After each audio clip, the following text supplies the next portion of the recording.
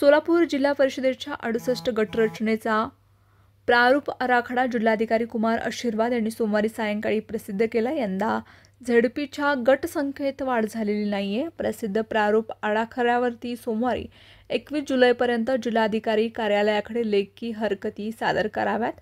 त्यानंतर येणाऱ्या हरकती विचारात घेतल्या जाणार नाहीत अशी माहिती प्रसिद्धी पत्रकाद्वारे देण्यात आली।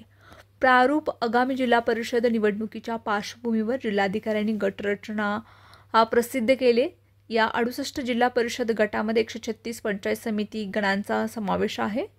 या पार्श्वभूमीवर गटरचना निश्चित करणं गरजेचं असून नागरिकांच्या हरकती आणि सूचना आल्यानंतर त्यावरती सुनावणी होईल। त्यानंतर अंतिम गटरचना ही प्रसिद्ध करण्यात येणार आहे। अंतिम गटरचनेच्या मंजुरीसाठी विभागीय आयुक्तांकडे पाठवलं जाणार आहे। आयुक्तांच्या मंजुरीनंतर अंतिम गटरचना ही प्रसिद्ध करण्यात येणार आहे।